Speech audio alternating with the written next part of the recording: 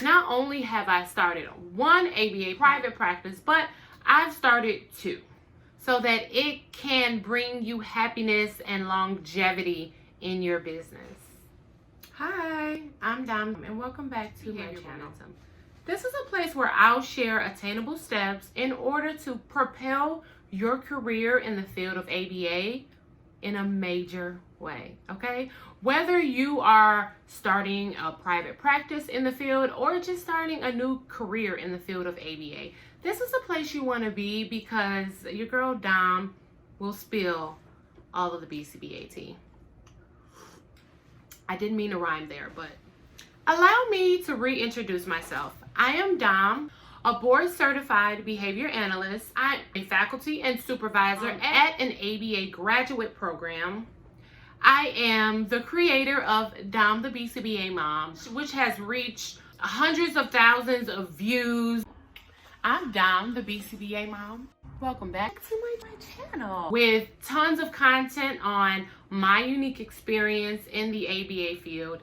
And I am a two-time private practice owner in the field of ABA. That's a lot, right? This is a time where I am trying to not only push myself forward and understand who I am in the field of ABA, but I want to share these skills and this skill set with you, as I always have. So many of you have submitted questions, have commented on my previous YouTube channel, Dom the BCBA Mom. A few of you have even found me on my IG page at Dom_the BCBA Mom just to ask me the same questions. Dom, how do you start an ABA company? Well, you're in luck because that is exactly what we're talking about today. Not only have I started one ABA private practice, but I've started two. If I were you, if you're a pen and paper type of person, get you a pen and a piece of paper because you are not going to want to. So during this video, I'm going to share with you the standard requirements in order to start the business. Or we're going to talk about the topography of how to start pretty much any ABA company, okay? This is your template.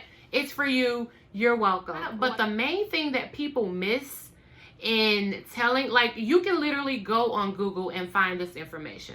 But what they don't tell you, a lot of things that people forget or neglect to tell you is the why.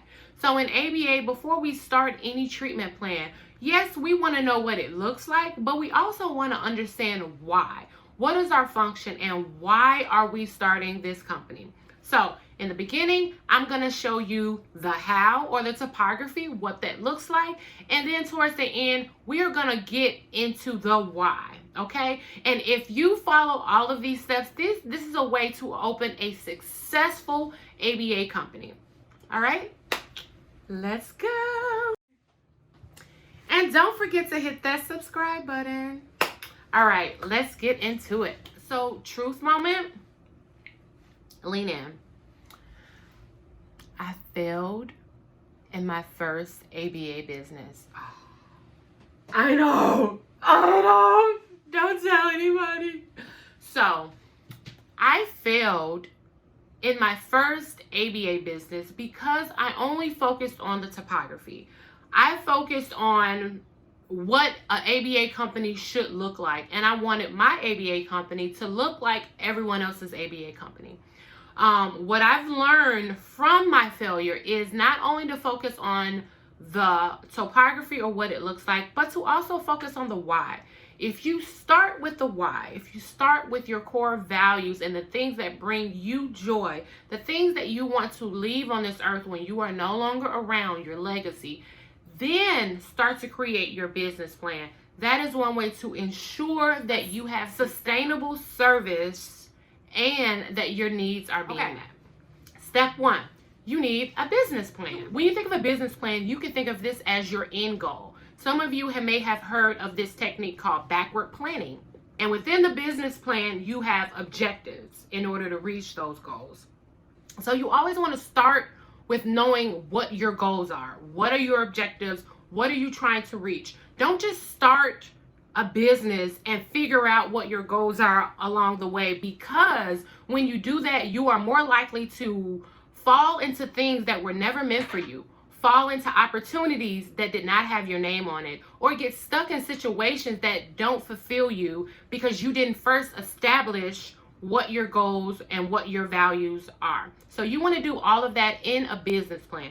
There are several free templates and documents online that'll help you write your business plan, and I will link it in this video below. So when you think of a business plan, this is where you want to think about, well, where's your money going to come from, right? So a big portion of the business plan is also considering what is your funding source, right? Where is the money coming from? And I have mentioned this in tons of videos. I even have a video that says how I earn multiple streams of income as a BCBA. So I will continue to say this. In your business model, you want to have multiple streams of income. So let me tell you why. Let's say you're opening up your private practice and you want to bill insurances, and you think like, okay, I'm just going to take on clients that have private insurance and I'm going to bill insurance, right?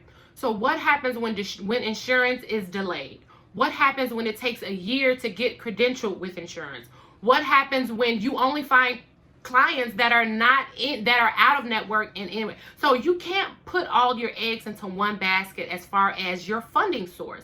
So you can get credentialed with insurance, but then you can also look for school contracts, and then you can look for hospital contracts. You can do private pay, out-of-pocket pay. You want to be able to accept more than one form of payment or more than one funding. Funding can also include fundraising, donations. If you are a non-for-profit, a lot of your funding will come from donations. So that's something that you want to establish right away. Where the money coming from? Because that's going to fuel your business. That's going to help you when you establish that in the beginning. It's going to be a lot easier down the line. Number 2 is you want to make sure you have your NPI number. That is your National Provider Identifier. So if you are planning on billing for your services, which we all probably are, there are some services that I do give away for free, but most of my services are billable. So a way to track everything and keep everything together, you are going to need an NPI number. So I will attach a link on where to go to apply for your NPI number, and I will also attach a link for the application for your NPI number. That is a good place to start if you... Number 3, name your business. So think about it. Your name is supposed to draw your audience to you. So think about who your audience are. Think about what they need, what they think about, what they ask about all the time. You can incorporate that into your name as well. For example, the name of my business is Shorter Taylor Behavior Consultant. Shorter Taylor, that's me. Behavior Consultant is what I do. Very self-explanatory. So what's next is you still have to obtain your tax ID number or your EIN number for your business. I will link that link below, as well as file your business with the state. Okay? And that's when you are too legit to quit. Don't quit now, because you're about to get legit. That's all that means. So remember, you can do this on your own, but as I'm going to mention as the video goes along, so this is not an easy process, but you can also consult with an accountant or an attorney just to make sure everything that you need is set in place. And so that accountant or that lawyer can also help you determine what else do you need during this process. Do you need limited liability insurance? The answer is yes. Do you need professional liability insurance? Do you need general liability insurance? Do you need workers' comp? Which brings me to my next step, liability insurance. This is absolutely something that you are going to need. And a lot of the BCBAs that I know, and as well as myself, I use a company called CPH and Associates, and they usually provide everything that we need in order to provide ABA services across a lot of different contracts that I've had. That limited liability insurance will suffice for a lot of different contracts. Now, there was one contract that required an additional sexual and molestation liability insurance associated with the insurance that I already had on top of that, okay? And that was a school contract. So that's why you want to talk with a professional, just to make sure your butt is covered. And then it's time to get credentialed with insurance. I know, guys, this list goes on and on and on. And that all of that is before you start getting clients, onboarding clients, hiring staff, staff training, training materials, marketing, promotion, videos, because everybody knows if you have a business and you don't have any videos, if you don't have a social media, if you're not posting content 3 times a day, it's just so much. And then we have to actually write the treatment plans and collect the data and train the staff and do the billing and do I'm just overwhelmed thinking about it. Like, what are we doing to ourselves? So this was the mistake that I made in my first business. I tried to be all things to all people, and I ended up just being frustrated with myself to the point where I wanted to walk away from the field and never look back. This became so stressful that I walked away from my first business. Yes, that's right. I gave it away. We give it away. We give it away. We give it away. Absolutely. I know. I gave it away. I gave it away. I let it go. And in doing that, I allowed room for me to open up my second business. And within the first 2 months, I onboarded 20 new clients. I maintained my old school contract, and I'm just at much more peace because everything that I'm doing is aligning with my what's, my values, my goals in my life for myself. And let's get into how to incorporate everything that we just talked about, but revamp it so that it can be sustainable, so that it can bring you happiness and longevity in your business. So let's be honest. If I wanted to learn how to credential with insurance and how to write business plans and how to be an accountant and how to be a financial advisor and how to do all these things that are very essential to a business, I would have went to business school. I'm just being honest. My passion and my values is providing a specific type of therapy to a specific type of people. And the more I have to do everyone else's job, I can't do the one thing that I was placed on this earth to do, which is to provide therapy and healing in a therapeutic way. So what that taught me is it's okay to outsource, guys. This has become my mantra. This has become my mindset that I am really good at a lot of things, okay? I am really dope. Like, that has become my affirmation. And I had to keep repeating that in my head because failure will have you thinking that you effed up and that's the end.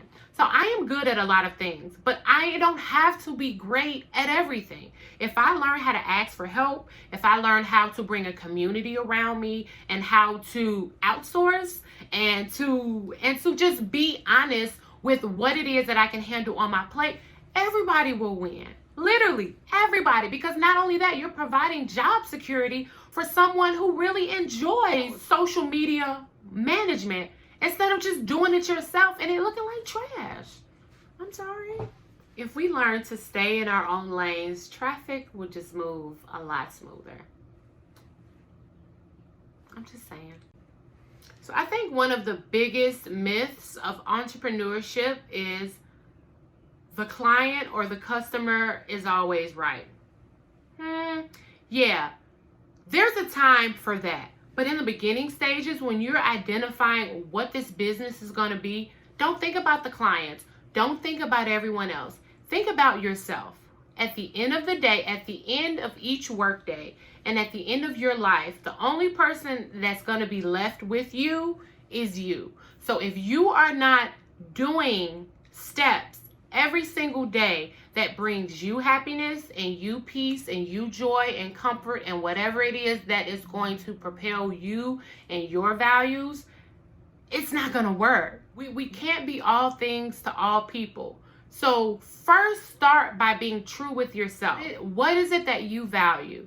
And do your behaviors, do your business plan. Does everything that you do align with your values? If you start there, So guys, it looks like we are running out of time and I only got halfway through. So if you want more, please just hit that subscribe button.